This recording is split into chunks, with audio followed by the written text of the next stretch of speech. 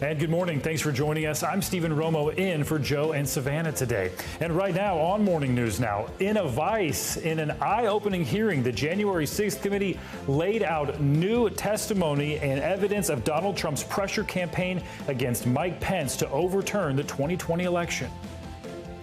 Conversation was pretty heated. I remember hearing the word wimp. Either he called him a wimp. I don't remember if he said, "You are a wimp." Like me, you're not tough enough to make the call.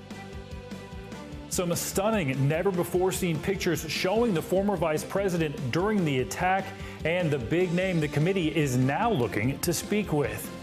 Church chaos. A gunman opens fire inside a church dinner this morning. 2 people are dead and another community is left to pick up the pieces. We're in Alabama with the big questions parishioners now want answered. Travel trouble. It's almost the 4th of July and Americans are gearing up for some Independence Day travel. But after a rocky start to the summer travel season, there are even new concerns this morning about another holiday headache. What you need to know if you're hoping to get away and the steps being taken to make sure airlines can keep up with the surge. And Renaissance woman. The beehive is buzzing this morning, and the only thing that can mean Beyonce is back. The Queen Bee is set to drop new music for the first time in more than 6 years. From the release date to the concept, we're breaking down everything we know about this long-awaited album. A lot going on today. Thanks for joining us on this Friday. And we begin with more bad news on Wall Street. Stocks are tumbling after the Fed's bold interest rate hike this week as recession fears among Americans just continue to grow. NBC News correspondent Ann Thompson joins us from the New York Stock Exchange trading floor with the latest on this. The markets are bracing for the end of a volatile week, one that's rattled both Wall Street and Main Street, shaking the confidence of investors and consumers alike, acknowledged this morning by President Biden. This morning, President Joe Biden says a recession is not inevitable. In a new interview, Biden acknowledging the pain Americans have felt from the economy and other crises, telling the Associated Press people are really down and that the need for mental health in this country has skyrocketed. But Biden's saying there's zero evidence that his own policies, including early COVID relief packages, added to inflation. Biden instead saying the U.S. will overcome inflation, but fears remain. It has been a brutal week on Wall Street, the Dow losing some 740 points Thursday. The Nasdaq and the S&P dropping further into bear territory after the Federal Reserve raised interest rates 3/4 of a point to try and stem inflation. And there's a concern that the Fed is going to step too far and slow the economy too much to the point of recession. This morning, there are signs the economy is slowing. Housing starts fell 14.4% in May, the lowest level in more than a year. And we spent a little less at restaurants, stores, and online. Retail spending down for the first time this year, off 0.3% last month. Kroger, the nation's largest grocery store chain, says its shoppers are aggressively buying store over name brands. We're seeing customers in a pretty significant way be more aggressive, engaging in promotions, using our brands, and really managing how to balance their own budget. And why not? The cost of groceries alone up nearly 12%.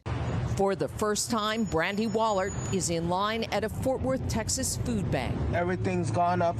And in corporate America, Revlon filing Chapter 11 bankruptcy, the first big consumer company to do so since 2020. The cosmetics giant saying supply chain issues and inflation are to blame. And if you're in the market for a new home, well, we don't have good news there either. Mortgage rates jumped more than 0.5% this week, the biggest one-week increase in more than 30 years. And since the start of the year, mortgage rates have more than doubled. I'm Ann Thompson on Wall Street. Now back to you. More bad news for homebuyers. Ann, thanks so much. Well, turning now to the latest January 6th hearing, it was an eventful day 3 of testimony as the committee tried to make the case about pressure former President Trump put on his own former vice president that day. NBC News senior congressional correspondent Garrett Hake has more from Capitol Hill. Hey, good morning. Yeah, this hearing yesterday really was the centerpiece of the committee's case that this was a far-ranging conspiracy that started at the White House and aimed to overturn the election results. Yesterday, we heard from multiple witnesses who testified to a public and private pressure campaign in which the only thing that stood between Donald Trump and a constitutional crisis was his own Vice President, Mike Pence. In its most explosive hearing yet, the January 6th committee zeroed in on former President Trump's extraordinary pressure campaign against his own vice president to overturn the 2020 election. What the president wanted the vice president to do was not just wrong, it was illegal and unconstitutional. In newly revealed testimony, close aides and advisors detailing a private phone call between the president and vice president the morning of the 6th. The conversation was pretty heated. I remember hearing the word wimp. Either he called him a wimp. I don't remember if he said, "You are a wimp." It was a different tone than I'd heard him take with the vice president before. Do you remember what she said? Her father called him The P word. But Vice President Pence, relying on advice from his legal team and on his faith, stayed firm, even after coming within feet of the rioters. Approximately 40 feet. That's all there was. 40 feet between the vice president and the mob. The committee says members of the Proud Boys were targeting Pence.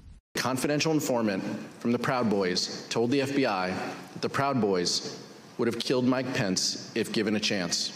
Pence evacuated to a safe location deep beneath the Capitol. These never-before-seen pictures show the vice president working through the attack and refusing to leave the Capitol, and looking at a video President Trump released that day saying he knew protesters' pain, but telling them to go home. The committee says the pressure campaign against Pence originated with conservative lawyer John Eastman, who, according to a Pence aide, knew he was asking Pence to violate the law, and after January 6th, asked Rudy Giuliani for a presidential pardon. Dr. Eastman's email stated, quote, "I've decided that I should be on the pardon list, if that is still in the works." I said, "Good, John. Now I'm going to give you the best free legal advice you're ever getting in your life. Get a great effing criminal defense lawyer. You're going to need it."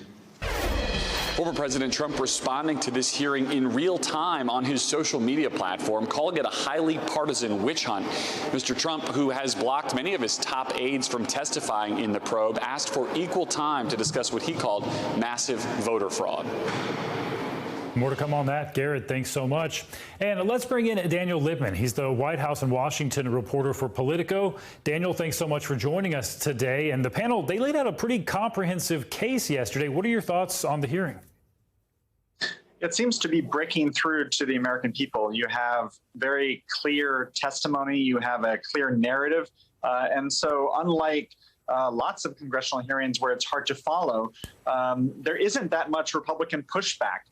Even though this is a mostly Democratic panel, this seems to be kind of hitting at the core of Democrats' case that democracy was at stake, and that they were grateful to Vice President Pence for holding the line and for making sure that democracy didn't crumble because Trump was pressuring him. And I think the newest part is that Trump knew and was told that this was illegal and that they admitted that in Oval Office meetings.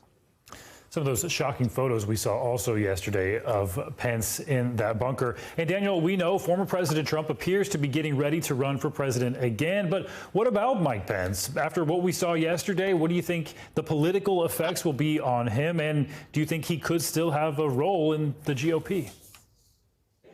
Well, obviously, he'll still have a role. He's the former vice president. But it definitely makes it harder for him to get that core Trump base vote, which he was not really counting on that much after he turned against Trump and wanted to keep his constitutional role and was not going to do something that was going to get thrown out by the Supreme Court anyway, as John Eastman said, that they would lose 9-0 in the Supreme Court. And so this was a way for Pence to continue to do his job, but it also hurts his case for the 2024 nomination, where a significant part of the Republican Party believes the big lie. But it doesn't seem like Pence has the greatest charisma compared to someone like Ron DeSantis, the governor of Florida, who is kind of capturing the hearts of many Republican voters who are not pro-Trump right now. Charisma, an important factor. So, Daniel, what are you going to be looking for in the upcoming hearings? Well, there's still a few left. Other hearings are expected to focus on how Trump and his allies, how they were pressuring state election and government officials to overturn the election.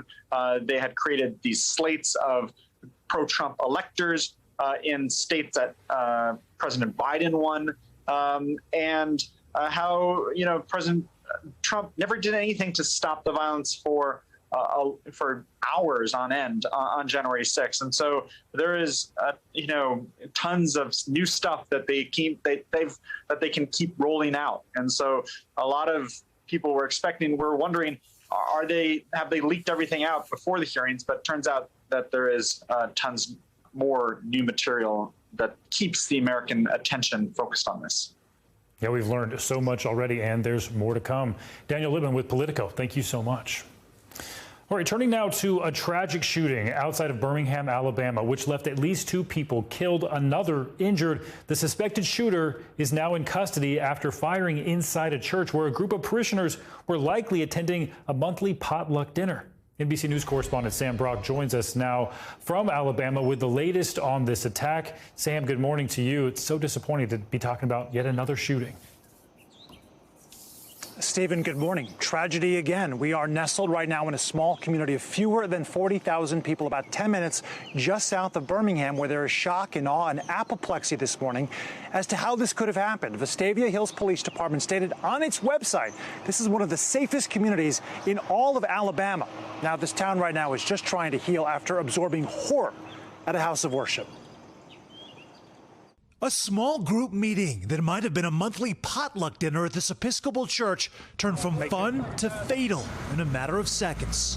Multiple people down. Thursday evening, gunfire tearing through St. Stephen's, leaving 2 dead, 1 injured, and this quiet community shaken. We are getting reports of a possible active shooter.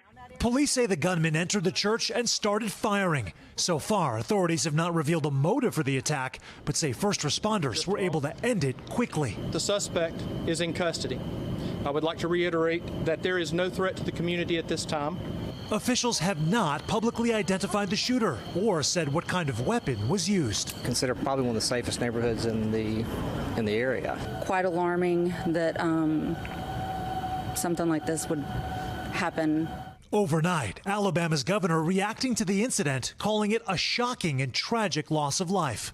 The violent attack coming on the heels of ongoing negotiations on Capitol Hill, as a bipartisan group of senators tries to hammer out the most significant gun legislation in a generation following horrific mass shootings in Buffalo and Uvalde. The final hurdle, closing the so-called boyfriend loophole that still allows dating partners convicted of domestic abuse to own guns. Back in Alabama, parishioners relying on their faith to get through. This is something we're going to need a lot of love and take care of each other. 1 person this morning remains in the hospital. Their condition right now is unclear, and we are expecting an update from the police department here at 10:30 local time. So pretty soon, hopefully being able to clarify who would have committed this deadly act of violence and why. Stephen, back to you. So many questions. Sam Brock, thanks so much. All right, now to new concerns surrounding the national power grid and a recent report that warns much of the West and Midwest could face potential for blackouts as summer approaches and we head into peak AC season. NBC News correspondent Morgan Chesky has more. Yeah, we all know it is no secret that a cold winter or a hot summer can absolutely put a strain on a power grid, but experts say that the type of heat we're seeing, combined with what's to come, could leave cities and states that we once thought were previously safe in the dark. This morning, the nation's power grid facing questions and a serious test.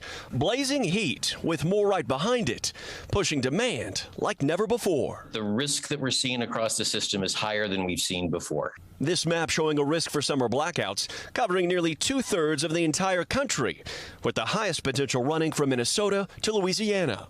The warning comes as more cities in the Southwest are already on track to see their warmest June on record. Some providers double-checking transmission lines, making sure equipment can handle the demand, plus Mother Nature. I would say this year alone, we have experienced 3 times the number of minor storms that we experienced in 2021. So climate change is real. We're feeling it, and we're seeing the impacts of severe weather swings. Tamla Olivier is the COO of Pepco, which serves the Mid-Atlantic region. She says the power company is prepped for a summer surge by upgrading its infrastructure. We want people, when they turn on their light switch, we want the lights to come on. In Indiana, severe storms creating a summer nightmare. Power outages as temperatures pushed into the 90s. No way of keeping cool. No way. We're closing. It's just too hot. Frontline responders feeling the heat too, with calls for heat stroke and exhaustion coming in before summer's even officially started. When you saw the number of heat calls triple this year compared to last, what goes through your head? It's just going to put a weight on all the systems. All the systems play between the fire department, police, and then, of course, the electric companies are going to have a hard time keeping up. Outside Austin, concerns over electricity, bringing Bill Cafalrada serious flashbacks. We don't trust that the power is going to stay on. He welcomed quadruplets just days before the 2021 freeze knocked out power to millions. Even worse, the ice left the new parents stranded at home, unable to see their newborns, all in neonatal care. He says his family plans to buy a generator, but worries about others who don't have the means. Think about the family with a newborn baby. They just came home from the hospital, and now they might not have air conditioning. And, I have friends that lost elderly family members in the last freeze, and I don't want to see that if we were to lose power when it's hot. And experts say when it comes to reducing energy, it really is a team effort that starts with unplugging some of your appliances if you're not using them during parts of the day. Also consider adding weather stripping or insulation to your home. That'll keep your home cooler when it's hot, hotter when it's cool. And of course, worst case scenario, if you do lose power, not a bad idea to invest in a generator to at least keep some important appliances like an electric stove or a refrigerator running when you lose power. We'll send it back to you. All right, Morgan Chesky, thanks so much. Well, let's get a check with your morning news now weather. Michelle Grossman joins us with a look at the heat, which is on, Michelle. It is on. Hi there, Stephen. So good to see you. And yeah, we're going to see it being on not only today through the weekend, and it looks like it's here to stay for quite a bit. So the dangerous heat does continue, especially through the plains and northern, central, and southern plains, and also throughout the southwest to the southeast. We're looking at temperatures in the triple digits. It's going to feel like 110 in some spots. That's one of the big weather stories today. That heat is going to fuel some storms, some severe weather. We're going to have the trigger of a cold front that's going to move through parts of the eastern half of the nation, especially through Virginia to Georgia. We're going to see the chance for severe weather. Also looking at fire danger in the southwest. And then on top of that, we haven't talked about this much. We're looking at early season monsoonal rain in parts of the southwest as well. So that dangerous heat continues at least until Monday. These are the alerts until Monday, but we're going to look at this heat well beyond that. So where you see that maroon color, that is your excessive heat watch through the central plains. But these heat alerts extend into the southeast as well. And that's because when you combine in that humidity, what it feels like on your body, it's going to feel like 109 in some spots. These are the temperatures today, triple digits in Wichita, Dallas, also Tallahassee, feeling like 109 in Tallahassee, even though the temperature will read 100 degrees. By tomorrow, look what happens. This is interesting. So we've had the jet stream so far to the north. That's allowing all this hot air to come in. It dips in the northeast tomorrow. So we actually get really refreshing air, a big change in the northeast. New York City, 68 degrees. That's 12 degrees below what is typical for this time of year. It sort of opens the door to that cooler air from Canada. 66 in Buffalo, 73 in Chicago. But back behind that, we're still sweltering. Rapid City, 97. 96 in Wichita, in the upper 90s in Dallas, and also Little Rock. Unfortunately, no relief in sight. This heat is here to stay. We have a big area of high pressure sort of just anchored in place. It's a heat pump bringing in this hot air. So Houston, you're in the triple digits Sunday and Monday, upper 90s on Tuesday. Tallahassee, same story. We're going to keep you warm. In St. Louis, 102 by Tuesday. Again, this is going to fuel some storms. 29 million people at risk along the East Coast, especially where you see that yellow shading from Virginia to Georgia. We could see the chance of some damaging winds with winds gusting over 60 miles per hour, also some hail, and the chance of a tornado or two. This is what we're looking at in the southwest. In addition to that fire risk, we're looking at early season monsoonal moisture. So we could see quite a bit of rain in some spots, especially in Colorado and also New Mexico. Then it expands to Arizona tomorrow. So your weekend outlook, a Saturday stunner in the Great Lakes, Midwest, and Northeast. Unwavering heat continues in the south. And then Father's Day, it's a nice day for Dad along the Great Lakes once again. The Midwest looking really good, too, and the Northeast temperatures really below normal still on Father's Day, with temperatures in the 70s and 80s. Stephen? All right, a lot going on, including that heat. Michelle, thanks for that update. Yeah. We're back with the latest on the war in Ukraine. Fears are mounting over 2 missing U.S. military veterans who volunteered to fight in the country. Their fate is still unknown this morning as their families hold out hope for any information. And now, a third American may be missing, too. NBC News foreign correspondent Molly Hunter has the latest. Hey, Stephen, good morning to you. That's right. There are now unconfirmed reports of a third American missing in action. Reportedly, another U.S. veteran who came over here to Ukraine to take up arms to fight alongside the Ukrainians. But the State Department saying this morning they can't confirm their whereabouts. This morning, there may now be 3 Americans missing in Ukraine as families wait desperately for answers. The families of 39-year-old Alabama native Alex Drueke, a former U.S. Army Staff Sergeant, and 27-year-old Andy Wynn, a former Marine, say both men went missing last Thursday. The State Department not confirming their names, only saying they now have unconfirmed reports of 3 Americans who came to fight now missing in action. Citing his wife, the Washington Post reports the third American is former Marine Corps officer Grady Kirkpassy. Wynn's fiance, Joy Black, says she felt there was something wrong last weekend.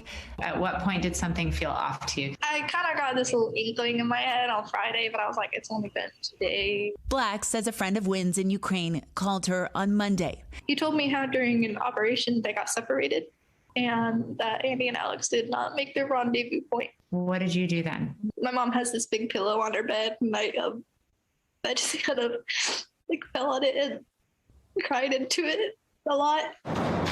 While some Americans fighting near the city of Kharkiv are part of the Foreign Legion, others, like Florida native 22-year-old Zach Harrison, who moved to Kyiv a few years ago, says he joined the Ukrainian military directly. There's a force of evil attacking my home, to put it plainly. I don't know what their actual status was. I'm sure that the Russians are going to call them mercenaries. So I'm certainly worried for them. I'm not so worried about being captured because I have a Ukrainian tattoo, a trizub tattoo on my chest. A tattoo he got done before enlisting, knowing what it meant. From what I've heard, anybody who's captured that has a Ukrainian, what they would call a nationalist tattoo, they just execute them on the spot. And for now, Black believes her fiance is still alive. We're all looking for you. We really miss you and love you. And I know you're doing your best to stay safe and come home to us. Now, the State Department also says they have not reached out to Russia about these unconfirmed reports. They say at this time there is no indication, no suggestion that Russia is holding these Americans. I'll send it back to you. Just so much heartbreak there, Molly. Thanks so much. Now to South America, where Brazilian authorities have confirmed the bodies of a missing British journalist and his guide have been found. Police say the 2 were murdered. It comes after an exhaustive 10-day search across a remote region of the Amazon. NBC's George Solis has more on their story. Heartbreak on 2 continents. Hopes of a rescue lost, with the murder investigation underway. Brazilian authorities have recovered the bodies of British journalist Dom Phillips and his expert guide, Bruno Pereira. When you see it, everything becomes real. Journalist Jan Bouchat was a close friend. We spoke with him today from Brazil. It's just unbelievable that he was he's gone. According to Brazilian federal police, it was a confession by fisherman Amarillo de Costa de Oliveira that led them to the men's bodies. The man, nicknamed Polaro, telling police he shot and killed the pair. He is one of 2 men arrested in connection with their murder. Investigators say de Oliveira's brother is also under arrest. The confirmation of the men's death closes a suspenseful 10-day search, one that saw protests across the remote Javari Valley region, where the duo's extensive knowledge had earned them the respect of the indigenous groups they dedicated years defending. Tributes flooded social media and publications both in Brazil and the UK. It weighs heavy on our hearts, this nurse says. He used his life in defense of our people and territories. Unfortunately, they were killed because they were trying to help these people to protect this area. Phillips' family says they aren't ready to speak, but in a statement say they are heartbroken, highlighting the men's passion, writing, Dom and Bruno both love the Amazon. They heroically put their lives on the line for years to stop criminal loggers, miners, and gangsters from irreparably destroying it for future generations. The pair were in the region researching for a book. Initial search efforts by the Brazilian government and President Jair Bolsonaro drew heavy criticism. Bolsonaro suggesting the men were to blame for their own fate, saying they were on an adventure that was not recommended. Phillips is seen here in 2019 questioning the Brazilian president about the preservation of the Amazon.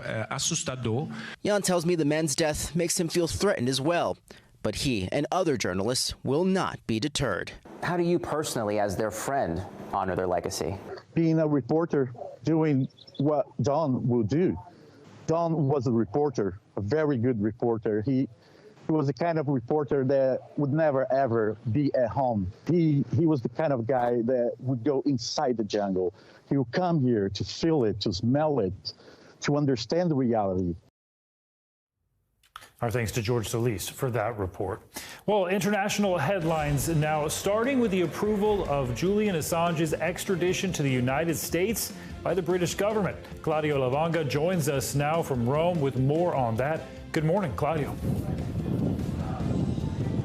Good morning, Stephen. Yes, Julian Assange has been wanted by the United States since he published a trove of leaked classified documents on the wars in Iraq and Afghanistan back in 2010 and 2011. He's lived for many years in the Ecuadorian embassy in London.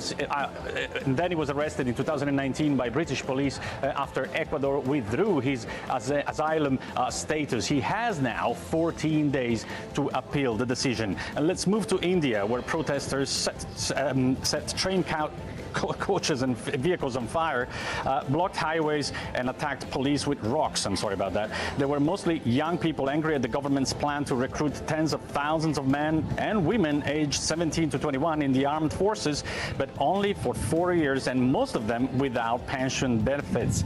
And let's end this short tour of the world in the Galapagos Island, more precisely on Fernandina Island, where researchers say they found evidence that the only tortoise living there is the last living fantastic giant tortoise, a species that was declared extinct 100 years ago. Now she was named Fernanda. The researchers believe that she's 50 years old. It's quite young, considering that tortoise there can live up to 100 years old.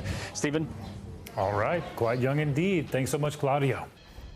Welcome back. Airlines are under pressure ahead of the big 4th of July weekend after weeks of heavy delays and cancellations from coast to coast. Transportation Secretary Pete Buttigieg is now calling on airlines to fly reliably this summer. NBC News correspondent Tom Costello tells us how airlines are trying to turn things around. Good day. You know, we have reported on this for weeks now. The shortage of pilots that virtually every airline is reporting. They simply don't have enough, with pilots taking early retirement during the pandemic, and now they're trying to staff up. It's going to take some time. That's not going away anytime soon. In the meantime, sources tell us the FAA is surging 30 air traffic controllers into Jacksonville in Florida, a critical choke point right now as we are thick in the summer travel season. For Americans hoping to get away this summer, the 4th of July is the next big opportunity. But it's also traditionally one of the busiest times of the year to fly, and already the season is off to a rough start. Just yesterday, 1,700 flight cancellations nationwide. At New York's LaGuardia Airport, 40% of outgoing flights canceled due to weather. It follows a very turbulent start to the summer travel season.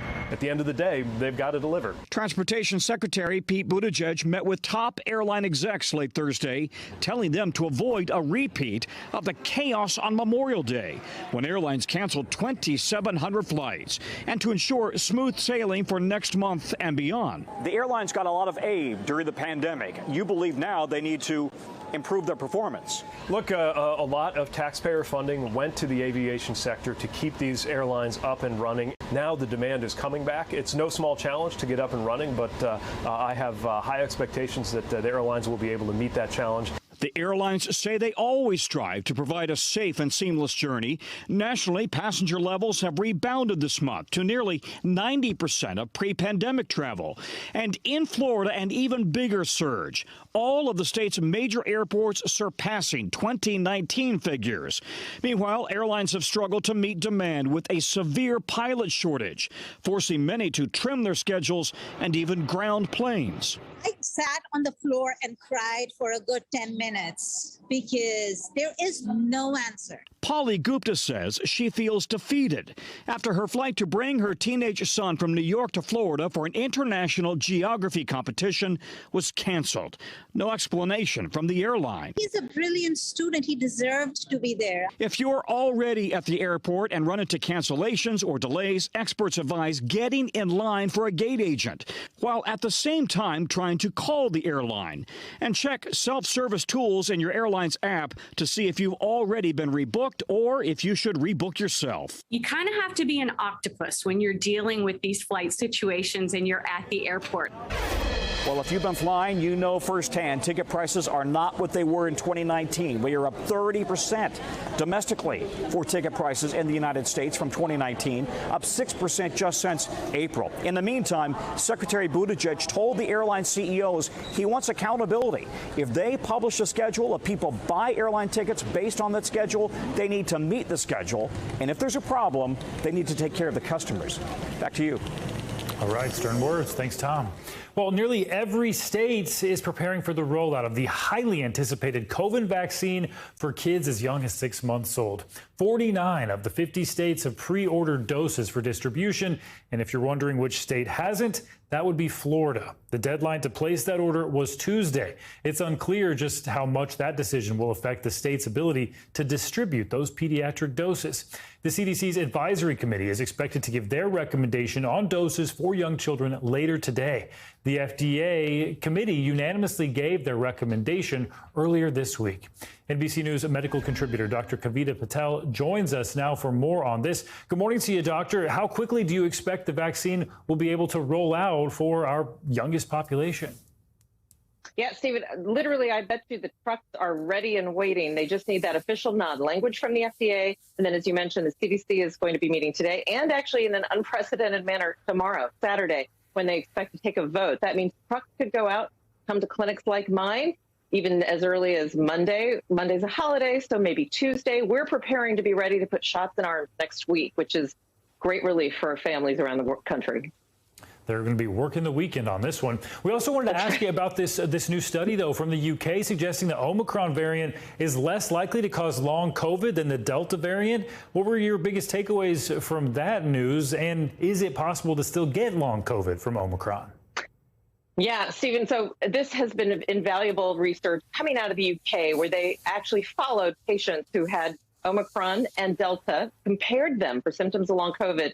Short story is that they found that patients who had Omicron were half as likely to get long COVID as people who were infected during the Delta period. Now, that on the surface seems like great news. It is. But just given the sheer numbers of people that got Omicron, especially in the United States, including children, we know there are still going to be lots of people that have long COVID. The other interesting finding, though, is that vaccines help, but they don't necessarily eliminate your risk of long COVID, but they do help. So it's a reinforcement. Get vaccinated if eligible, boosted, and making sure that you can wear a mask if you're concerned about getting infected because you're around people who might have symptoms. You don't know if they're sick. It just reminds us of all the things we've been talking about. An interesting study there. And while we have you, Doctor, we wanted to ask you about monkeypox. Health experts say the U.S. is not testing enough people to determine how widespread that virus actually is. Is it too early to be launching a widespread testing initiative? And if someone's concerned, where might they go to get tested? Yeah, look, the first place that anybody should go to get tested, I would call and then just kind of evaluate where you're going. So a doctor's office like mine, we would still have to send people most likely to an academic center. In terms of your original question, should we be doing more testing? The short answer is yes. The question is not, though, kind of when and how. It's who we should be testing on. And I think that brings up people who have symptoms or have known contact with somebody who has symptoms that might be under suspicion of monkeypox. Stephen, that's a lot of ifs and ands. So it would be nice to start getting tests to doctors' offices or at least academic centers. That's the first step. And then the next step would be having a way for you to come in so that I can easily order that test. Right now, that infrastructure doesn't exist. I hope that changes over the coming weeks. Yeah, hopefully we can all get on top of that one. Dr. Kavita Patel, thank you so much. Welcome back. This year, a restaurant in Chicago made history, becoming the first Filipino restaurant in the world to earn a star in the prestigious Michelin Guide. NBC News correspondent Jesse Kirsch paid a visit to hear the important representation that offers, and also to eat his way through their menu. I'm ready for the breakfast. I'm excited for it. Putting us on the map. Yeah. Not even 10 o'clock on a Thursday, and there's a line. Are you kidding me?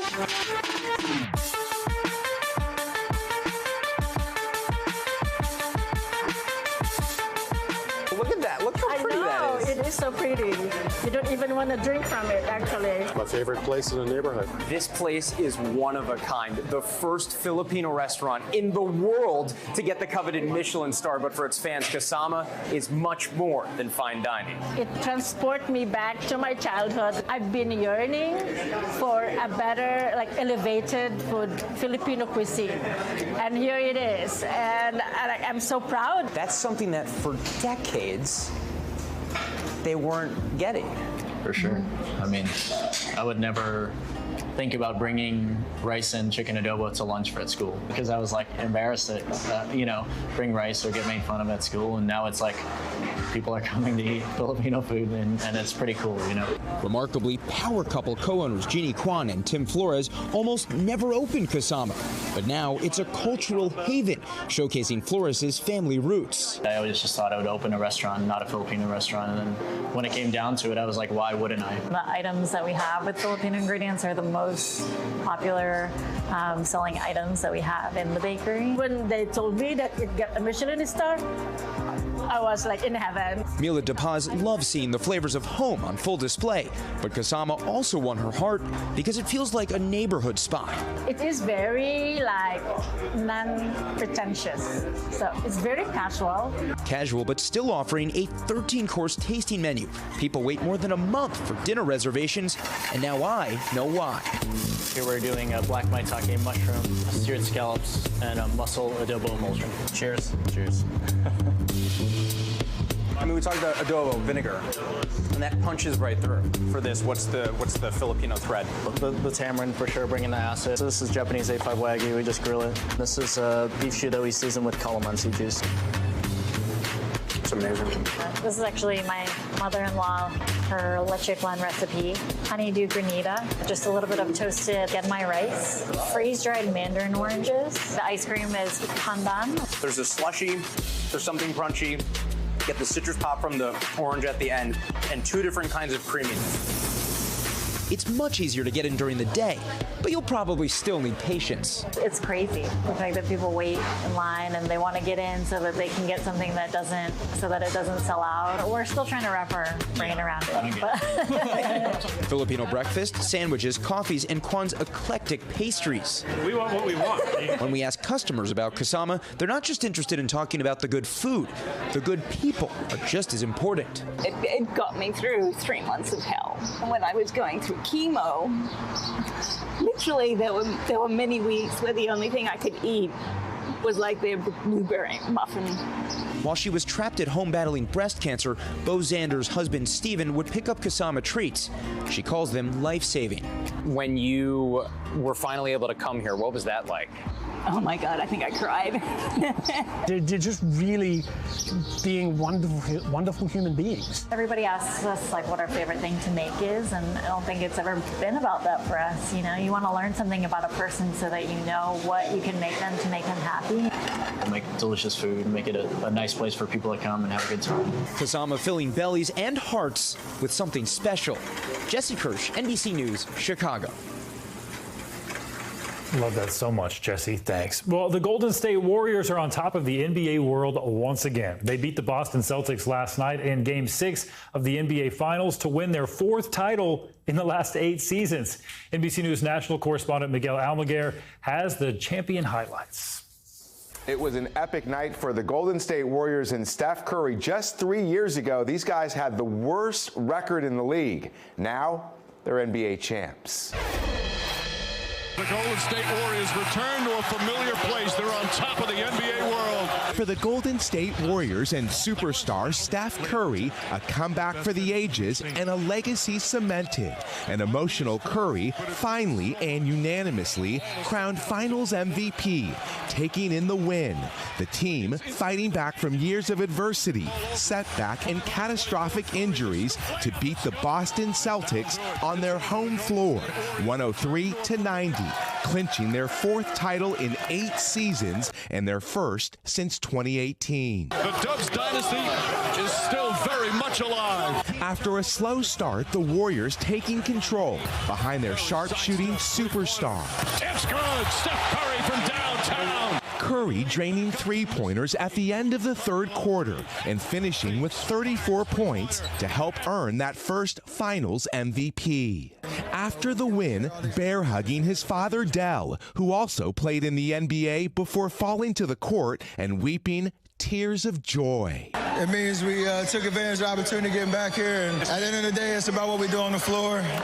Ain't got to talk about it, just got to go do it, and that's what this is about. After 5 consecutive trips to the finals for the Dubs and 3 titles in 2015, 2017, and 2018, this win seen by many as redemption for a team that suffered a series of setbacks since then. We had the worst record in the league 2 years ago, decimated by injury and departures, and for this group to make it back here, it's a pretty amazing feeling. Back at their home arena in San Francisco, Golden State fans at a watch party celebrating the win. This is unreal. You can't believe it. They doubted the Warriors. Not only did they come back, but they got their chip. That's what it's all about. For the Warriors, this is their first championship since crossing the Bay, moving from Oakland to San Francisco. But for the Bay Area, they are no strangers to victory parades. They'll celebrate their next one on Monday.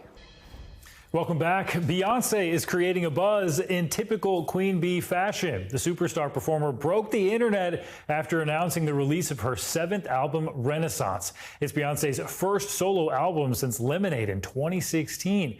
While the singer has been busy with other projects, including her iconic Coachella performance in 2018 and her work on Lion King, this new album is set to usher in a new era for Beyonce. NBC News youth and culture and internet culture reporter Callan Rosenblatt joins us now for more on the return of the Queen. Good morning to you, Callan, and fans of Beyonce, also known as the Beehive. They suspected this announcement when her profile pictures went dark. She deleted all of them across social media, but this news still broke the internet. Absolutely. I mean, the Queen is coming back. All hail Beyonce. We are so ready for this. Fans kind of had a clue that this was coming. As you mentioned, Beyonce deleted her profile picture about a week ago from all of her accounts. So that was a big sign something was coming. So now we know that Beyonce is going to be releasing this album, Renaissance, called Renaissance Part 1. That is coming July 29th. We know that it is going to have both dance tracks and country tracks. So if you're a fan of songs like Daddy Lessons, this is going to be the album for you. And we also know it's a little bit inspired by club kid culture. So it's going to be a whole combination of things. We hear that it's got soaring vocals, which you would expect nothing less from Beyonce. I think the internet, the world is so ready for her return. We're ready for another solo album from Beyonce. So it cannot come soon enough. Yes, it is time. And the rollout here, it includes a collectible box set on her website. Walk us through what that means and how this is different from the previous albums. So it wouldn't be Beyonce if there wasn't some kind of surprise involved, right? Beyonce is known for dropping these surprise albums. We're actually getting a little warning this time. But on her website, we see this collectible. It appears to be a T-shirt, an album, and a mystery box. We don't know what any of that looks like. I've seen people online saying Beyonce's the only person who could sell merch that we don't know what it is or what it looks like. We also know that it comes in 4 parts, so you could pick pose 1 through 4. We don't know what that means. So that kind of has the mystery that Beyonce is known for, while also kind of telling us, hey, like, be prepared. This is coming, next month. But we don't really know too much. We just have this, sort of metallic image on her website. So if you're you know, if you want to be surprised by Beyonce, I think this is for you. If not, you know, other people are going to be waiting to see what this is when it's actually revealed. I can't wait to see. I love that mystery. And this week, we also got a preview of Beyonce's British Vogue cover that hits stands next week. Does that give us any indication of what we can expect, the direction of this? Yeah, again, these images are really inspired by club kid culture. We saw in the preview of this article talking about, you know, this sort of wave of sound that is soaring vocals with these rollicking beats, you know, and just sort of this club atmosphere. So I think it's going to be very dancey. And again, we're going to have that mix of country that we're expecting. I'm sort of personally hoping that we're going to get Telephone Part 2, which we've been waiting like a decade for, which would match with those dance tracks. So that is sort of what we're expecting here. We're expecting a sort of dance meets country meets club kid culture. These photos have completely broken the internet. Everyone is obsessed with them. I cannot wait to watch how this album actually breaks the internet once it's released. Now I've got Telephone stuck in my head. Thanks for that, Callan. Appreciate it. And we'll look forward to that second one. Well, right now we're going to get our popcorn ready, though, or your coffee. It's pretty early on this Friday morning because it is our can't miss list time. All the movies, TV, and music you should check out this weekend. Joining us now with some of his top picks is entertainment journalist and pop culture expert Brian Balthazar. Thanks for joining us, Brian. And we start off with movie theaters because it seems like this past few weeks they have been up and running again. What's open in theaters this week?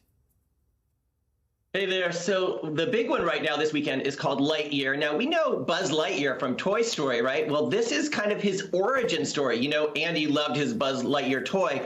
Well, this is what inspired him. This is basically the movie with Lightyear as the character that then spawned the toy. So that's why, you know, the voice of this character is voiced by Chris Evans as opposed to Tim Allen, which caused a little bit of a drama in Hollywood. But that's the explanation they're saying. This is actually the character that inspired the toy. Pixar always knows how to do a movie right. Incredible graphics, incredible storytelling. So I'm excited to see that. Then, a complete change, we have Brian and Charles. This is an independent film. It's about a guy who's a kind of a quirky inventor. His name is Brian. He's a little isolated and depressed. No, it's not a movie about me. He decides to make a robot, okay? And it's not your average robot. He actually makes it, you can see he's using a mannequin head and a dishwasher, and it ends up, you know, looking like this, a little quirky. It's a really warm, it's a film festival, as you can see, selection. So it's got a lot of heart, a lot of character, and some adversity and redemption at the end. But it's a really funny story there. A wide range of movies going on right there. And if you don't feel like leaving the house, are there any great streaming options we have? Always. The first one is Cha-Cha Real Smooth, and this is really interesting. This is about a 22-year-old kid who comes home from college and really can't find a job, so he ends up being a bar mitzvah party host. So he then, that's Cooper Raiff as the star, he then befriends a woman who's a mother of an autistic child and becomes kind of embroiled in their family, and that's where the storytelling starts. So, you know, that sounds like a kind of unique plot, right? But what's really even more interesting is Cooper Raiff, the guy on the left there, he's 25 years old. He wrote it and directed and starred in this film. So it's really, it does Dakota Johnson also co-stars. But I think the story behind the movie is as interesting as the film itself. Then we have Rutherford Falls, which is premiering season 2 on Peacock. Ed Helms, we love him from The Office. He's fantastic in this. This centers on a small town which borders upon a Native American reservation, and it really kind of focuses on the delicacies of the relationships of the indigenous people and the people who surround it. And that sounds like a pretty heavy topic, but this is from the creator of Parks and Rec, so it's got a lot of heart, a lot of character, and a lot of quirky characters. That on Peacock Plus. Then we have Father of the Bride on HBO Max. You know, back in 1950, who would have thought we'd still be telling this story? But this is a really unique take surrounding a Cuban-American family starring Andy Garcia and Gloria Estefan. This is interesting because as they grapple with their daughter getting married, they're also grappling with their own marriage, which is on the rocks and in trouble. And Andy Garcia, I'm told, really steals the movie in this one. All right, Brian, we don't have a lot of time left, but I have to ask you about this surprise album drop from Drake overnight. Right. Drake released a new album at midnight. It's probably going to break records on Spotify as his last one did. There's a song called Sticky. It's already #1 on the iTunes charts. It's definitely worth checking out. It's going to be big today and this weekend. A great surprise as we head into the weekend. Brian, thanks so much. Appreciate it. Well, as we head into the weekend, we want to make sure and wish you a happy Father's Day to all your dads out there. You still got a little time left to go grab a present for him. And that does it for our hour of Morning News Now. The news continues right now. Thanks for watching our YouTube channel. Follow today's top stories and breaking news by downloading the NBC News app.